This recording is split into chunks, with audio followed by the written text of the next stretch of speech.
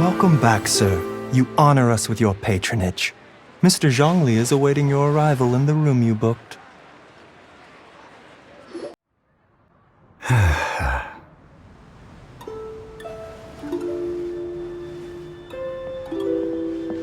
Hi.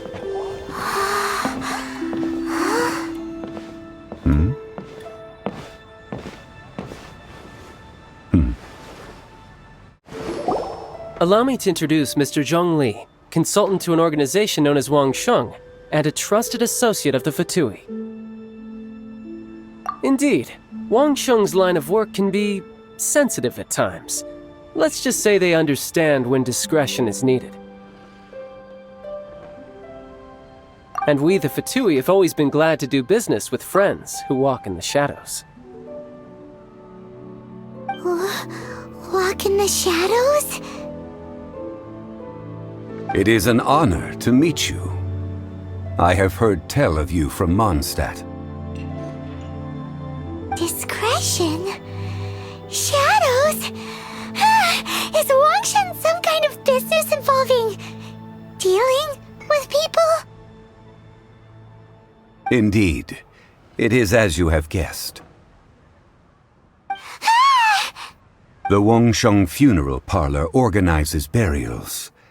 We ensure that those who pass on do so in peace. Huh? Did you think he was some sort of hired killer? The Fatui calls many such people friends, but the Wangsheng Funeral Parlor does not dabble in such business. Well, ostensibly. Well, they are still... I shouldn't say too much. In any case, I brought you to meet Mr. Zhongli because... Because I can bring you to see Rex Lapis's vessel. What? Don't be so surprised. Sure, the Geo-Archon's body has been squirreled away by order of the Tianquan Ningguang. But first, let's hear what Mr. Zhongli has to say, shall we? Rex Lapis may be the prime of Adepti, but he is ultimately an Adeptus. Many Adepti have left us over the millennia. This is the inexorable trend. The times have changed. You must have felt it too when you were at Jueyun Karst. As you have seen, the time of the Adepti is ending, and the time of mankind is slowly dawning. In years past, Liu's tradition was that a huge memorial service be held to mark the passing of every Adeptus. But this time, the Qixing have made no attempt whatsoever to respect this tradition. It is sacrilege. Yeah, the killer hasn't even been caught yet. Deicide or not, the concern of the Wangsheng Funeral Parlor is this. When the ritual to receive this god is so kingly, it is all the more egregious for his final send-off to go unattended to. Traveler, Child has told me a lot about you. Since you have had dealings with the Animo Archon, could I ask you to help me prepare the Geo-Archon's last rites?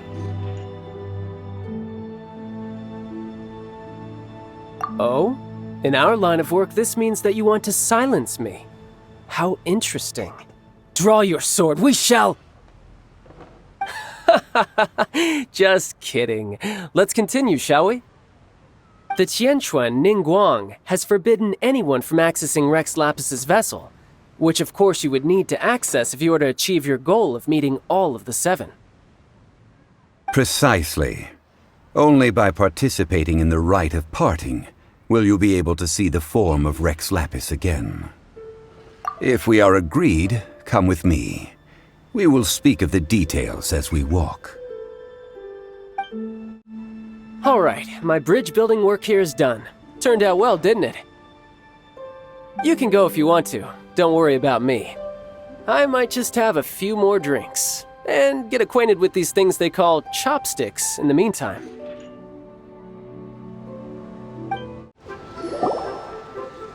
After having experienced the land of the absentee Archon, traveler, How does it feel to know that our Archon and Adepti are here all around you in Liyue?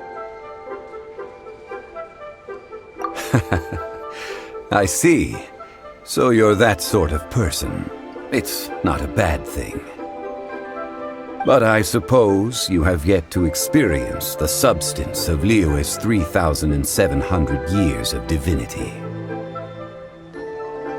Organizing the rite of parting should prove to be an enlightening part of your travels. Liyue is the most prosperous of the 7 nations, defended by deities and ruled by the Qixing. As such, the diplomatic maneuverings of the Fatui have gained no purchase here. Ningguang of the Qixing has always been on her guard against the Fatui. That is in all likelihood why Child wants to make use of the Wangsheng funeral parlor's connections. Huh. What would Child get out of us doing the rite of parting anyway? I neither know nor do I wish to know. As far as I am concerned, the Fatui are merely financial sponsors. I only wish for Liyue's traditions to endure. These are the advance funds that Child has provided. If you use them up, you can go to him to apply for any subsequent funding. Wow! Well then, let us be off. The first step in our preparations shall be to obtain some prize Noctilucous jade worthy of a deity.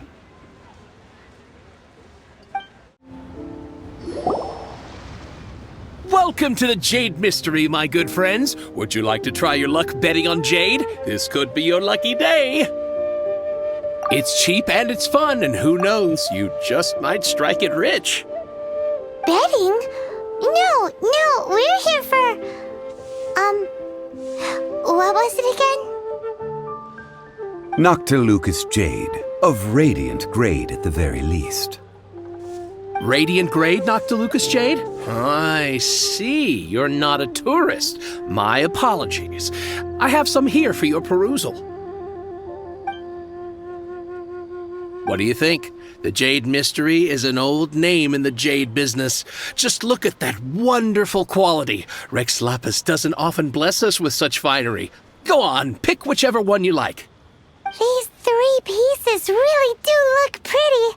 Not like the ones you usually dig up. But how do we pick? Should we just grab one and go?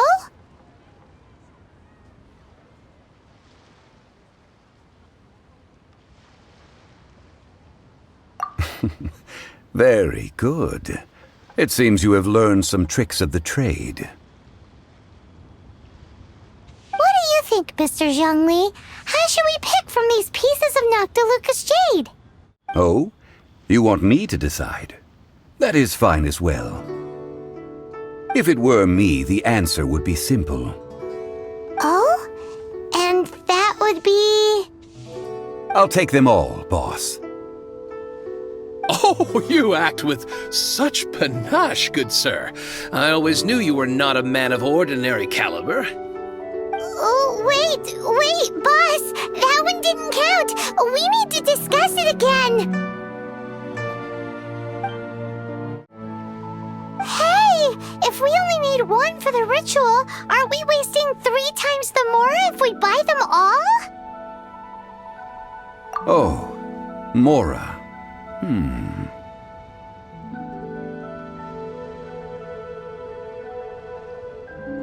It is as you say. I suppose I overlooked this particular aspect of the transaction. Huh? How do you not think about Mora when buying things?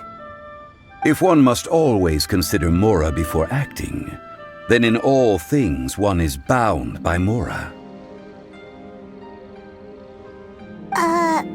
What? All Mora is currency, but not all currency is Mora. What? Is this how the rich live? Well, he knows a lot about big money, but not a lot about big savings. No need to waver. Even when I am constrained by Mora, I have ways of working around my limitations. Evaluating the quality of Noctilucous jade is indeed very tricky. As crude ore, there is little difference in texture, lustrousness, and internal pattern between good and bad jade. Only after the item made using Noctilucous jade has taken shape will you be able to see whether it is up to par or not. If you return to those crafty merchants to quibble, they will counter by saying that your crafting bench is to blame, or that your heat control was poor. Whoa! To think it's that easy to get cheated! But there is a way to truly evaluate this jade, and a true insider would know it. A fool sees the pointer and misses the moon. What does that mean? If you point at the moon with your finger, a wise man knows that you are pointing at the moon, while a fool will only see the finger. The patterns, the facade, these are all the finger. Noctilucous jade is a mystical stone used to light up the darkness, and so its brightness is the important thing. It is the moon. Noctilucous jade of excellent quality would have superior pyro affinity. In other words, the bluer and brighter the luster of the ore under high temperature, the higher its quality.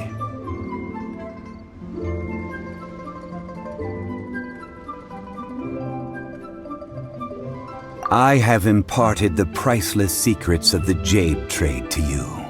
Now, all that's left is to put it into practice. Priceless, huh? Hyman's just said that we might never be able to use it again.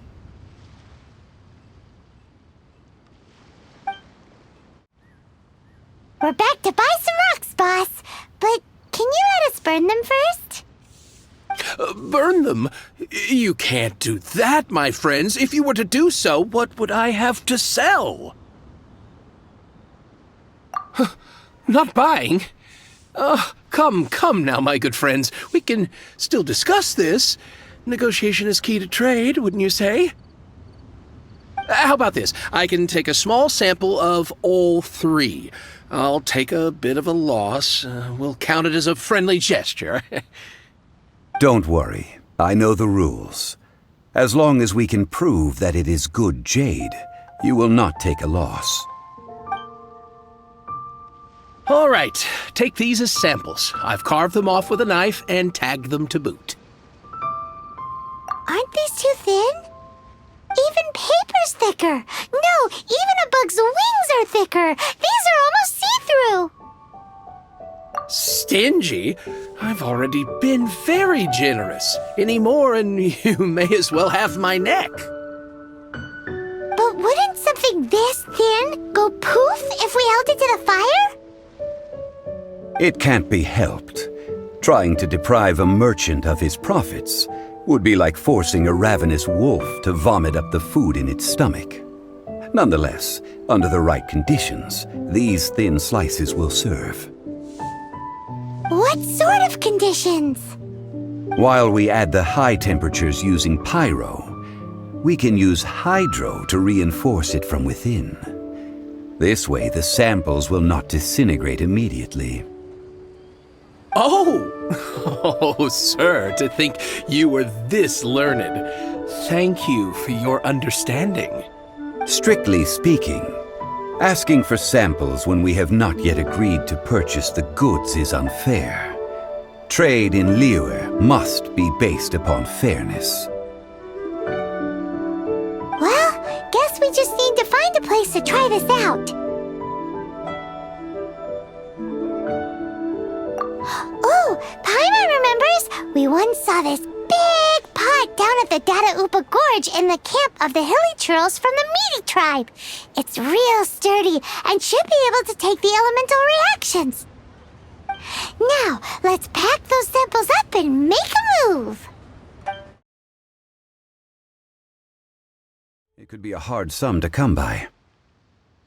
It's a crazy number. We'd never be able to make that much, Mora. And as for Mr. Zhongli, he's around 3 million short. This is correct. What are we gonna do? Is this the part where we go crawling back to Child?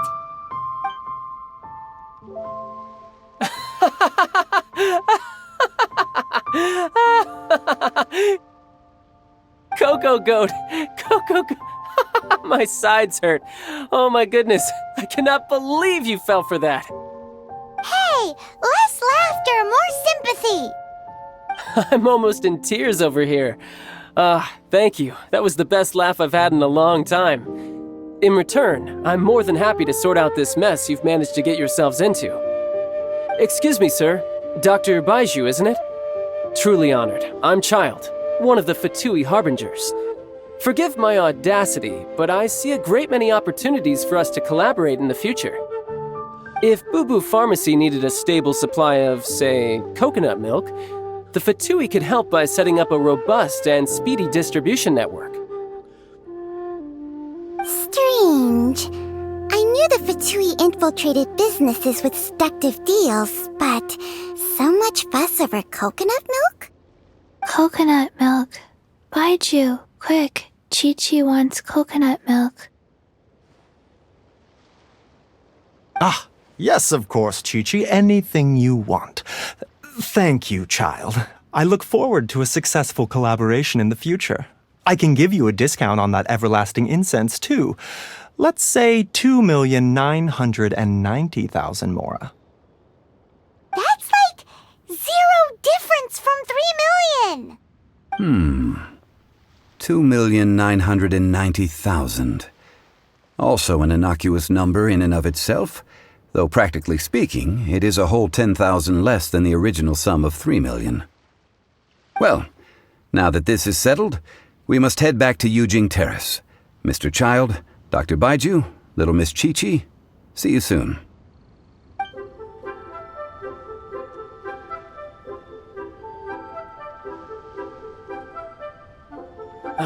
That lot is an absolute riot. Honestly, I can't remember the last time I laughed so hard. So, you've been eavesdropping, I hope? What have I missed? Yes, Master Child. They spoke of the Qixing taking the Golden House. Well, well, well. Ningguang and her Qixing cronies. What else would they be hiding in the Golden House, if not the Exuvia? I apologize, but I warned you, didn't I? As the old Liu saying goes, the walls have ears. Well, as it stands, we've hired helpers, and we've acquired the everlasting incense. The completion of our preparations is not far off. Whew, finally.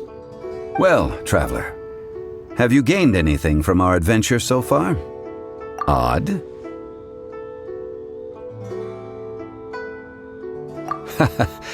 Which is it, I wonder? The questions that such travels raise are ever so complicated. Well, I'll leave you to ruminate over it yourself. As to remuneration for your help, I've decided to treat you to a meal. Oh, yes, don't worry. I will remember to bring the Mora this time. Tonight, I shall take you both to an old hole in the wall, praised throughout Liu. Hole in the wall? As in a cool restaurant? Indeed. Let us meet near the harbor, at third round knockout.